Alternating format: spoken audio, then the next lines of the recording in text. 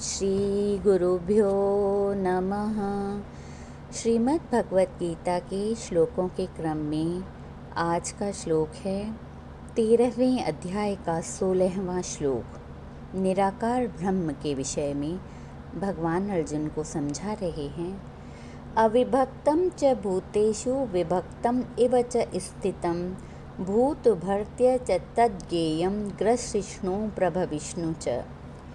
विभाग रहित एक रूप से आकाश के सदृश परिपूर्ण होने पर अविभक्तम भी चराचर संपूर्ण भूतों में विभक्त के समान स्थित प्रतीत होता है।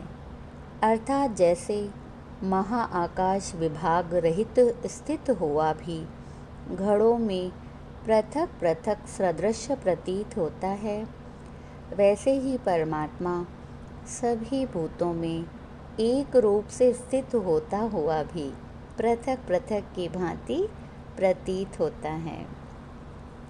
वह तत् यानी जानने योग्य ज्ञेय परमात्मा विष्णु रूप से सब भूतों का धारण पोषण करने वाला, विष्णु और रुद्र रूप से संहार करने वाला ग्रसिष्णु तथा ब्रह्म रूप से सबको उत्पन्न करने वाला प्रभु विष्णु हैं। ब्रह्मा से लेकर चींटी तक संपूर्ण ब्रह्मांड के सभी प्राणियों में एक ही आत्मा है। वही भिन्न भिन्न रूप से सभी में व्याप्त है। सभी प्राणियों में एक ही ज्योति है। प्रश्न उठता है कि फिर एक प्राणी के प्राण चले जाने पर सभी के प्राण क्यों नहीं जाते, अथवा एक ही व्यक्ति के दुख से सभी को उसी दुख सुख की अनुभूति क्यों नहीं होती। कोई राजा तो कोई भिखारी, कोई भक्त है तो कोई पामर है, कोई चोर है तो कोई साधु, कोई मूर्ख तो कोई सयाना, कोई जन्म लेता है तो कोई मरता है, कोई युवक है तो कोई अति वृद्ध, कोई स्वस्थ है तो कोई रुग्ण। ऐसा क्यों है? इसका उत्तर है, आत्मा तो सभी में एक समान सतचित और आनंद स्वरूप है, और ये सुख दुख, राग द्वेष तथा भिन्न भिन्न अवस्थाएं आदि उस आत्मा के धर्म नहीं हैं। ये तो सभी अंतःकरण के धर्म हैं। मन, बुद्धि, चित्त और अहंकार, इन चारों को मिलाकर अंतःकरण कहा जाता है। कर्मानुसार प्रत्येक का विचार और स्वभाव भी भिन्न भिन्न ही मिलता है। आत्मा सभी से न्यारी है। सभी प्राणियों में वह अविभक्त है, किंतु प्रतीत वह पृथक पृथक होती है। जैसे आकाश एक ही है, किंतु भिन्न भिन्न बर्तनों या कक्षों में भिन्न भिन्न ही दिखाई देता है। आत्मा तो सर्वसाक्षी और अविनाशी है। राग और द्वेष आत्मा के गुण नहीं हैं, वह तो सिर्फ सत्ता प्रदान करने वाली है। विद्युत चारों ओर होती है, किंतु प्रकाश तो उसी कक्ष में होगा जहाँ गोलक जलेगा या बल्ब जलेगा। इसी प्रकार आत्मा सभी में है, किंतु जिसमें से वह निकल जाती है उसी को मृत कहा जाता है। एक में से आत्मा यदि निकल जाती है तो वह सभी में से नहीं निकल जाती। अंतःकरण या सूक्ष्म शरीर परलोक गमन करता है, अर्थात कर्मानुसार दूसरा जन्म लेकर अगले कर्मफल भोगता है। एक कथा है, फ़कीर जलन एक मस्ताना था, प्रभु का प्यारा था। उसका निर्वाह श्रम पर था, यानी मजदूरी किया करता था। उपार्जित पैसे शाम को लाकर किराने वाले मोदी को देता था। उस नगर के नवाब ने एक महल बनाना आरंभ किया। जलन भी अन्य श्रमिकों के समान वहाँ पर काम करता, फिर प्रभु के ध्यान में मस्त रहता। शरीर से परिश्रम करता, परंतु मन में पल पल प्रभु का स्मरण करता।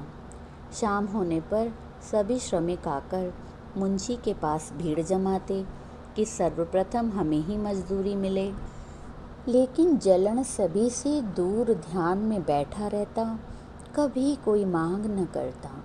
मुंशी भी देखता, काम तो यह बड़ी लगन से करता है और मजदूरी भी मांग कर नहीं ले रहा। अतः मुंशी उसे चाहने लगा था और वह समझने लगा था कि जलन कोई सत्पुरुष है, अतः वह उसे स्वयं बुलाकर मजदूरी देता। उसके साथ उसका बड़ा प्रेम हो गया। ऐसा कहें कि जलन की उस मुंशी पर कृपा हो गई। वह मुंशी कुछ दिनों के पश्चात अस्वस्थ होकर मर गया। फकीर जलन घर में बैठा था।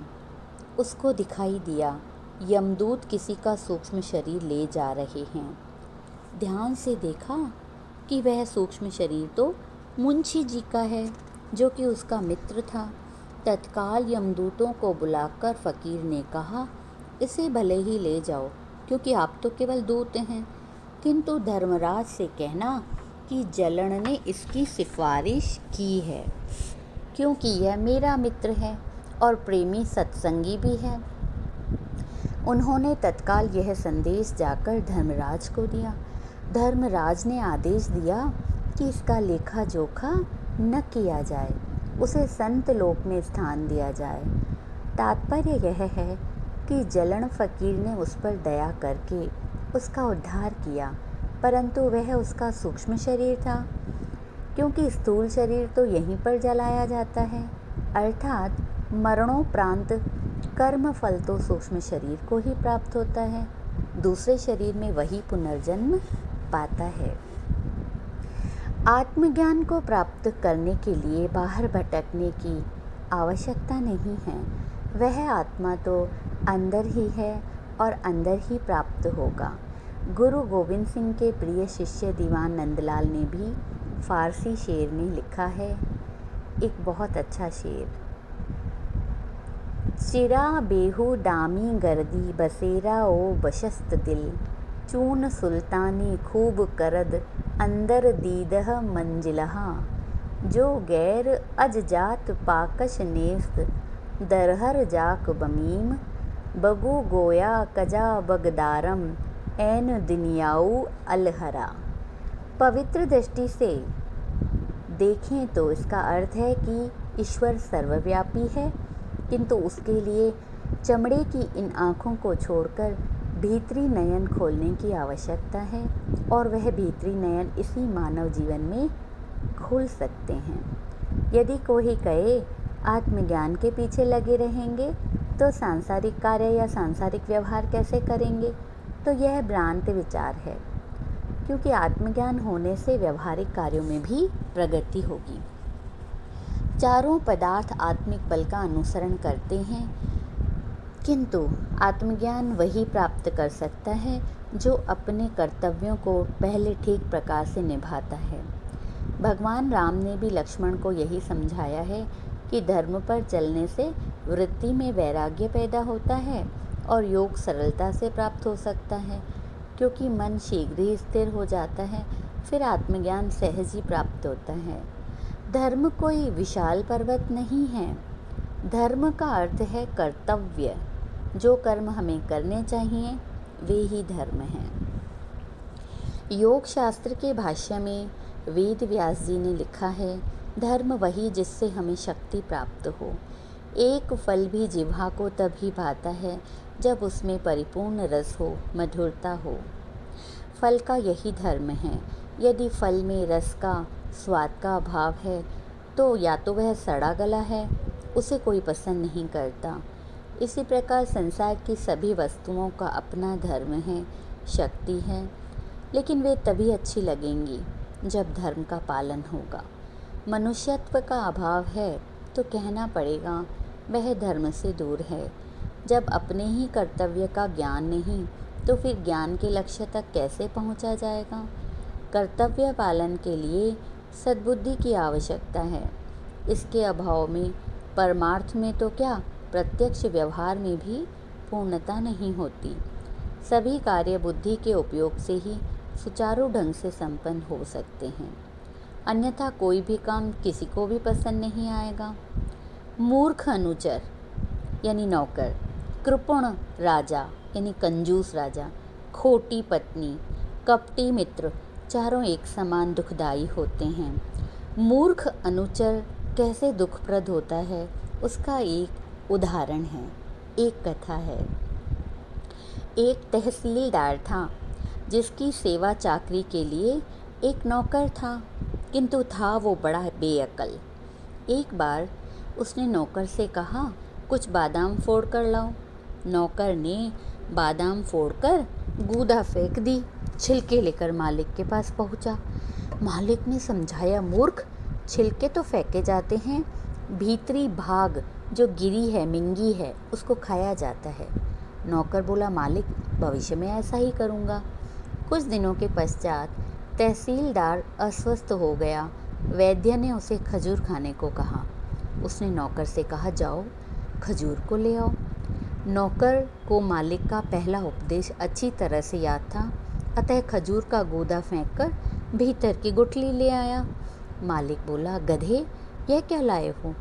नौकर बोला, मालिक, आपने ही तो पहले कहा था बाहर का भाग फेंकना चाहिए, भीतर का खाना चाहिए।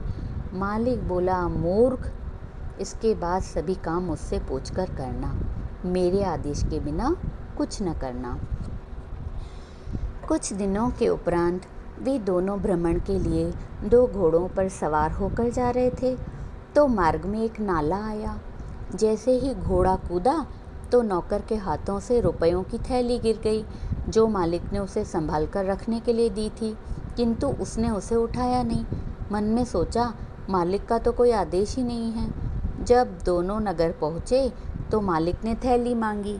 नौकर भोलेपन से बोला, वह तो गिर गई। मालिक ने कहा, अरे तो उठाई क्यों नहीं? नौकर ने उत्तर दिया, स्वामी, आपने ही तो कहा था मेरे आदेश के बिना कुछ न करना।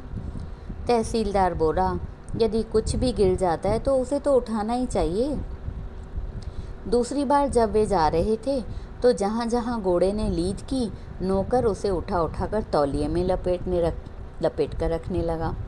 जब वे अपनी मंजिल पर पहुँचे तो तहसीलदार अपने डेरे पर पहुँचा तो उसके कुछ मित्र मिलने आए। नौकर ने वह लीद से भरा तौलिया उनके सामने रख दिया।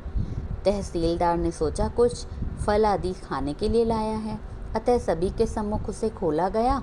पाया कि वह तो घोड़े का मल है। यदि सेवक है तो वह बुद्धिमान होना चाहिए, क्योंकि मूर्ख सेवक या नौकर तो दुख ही देता है।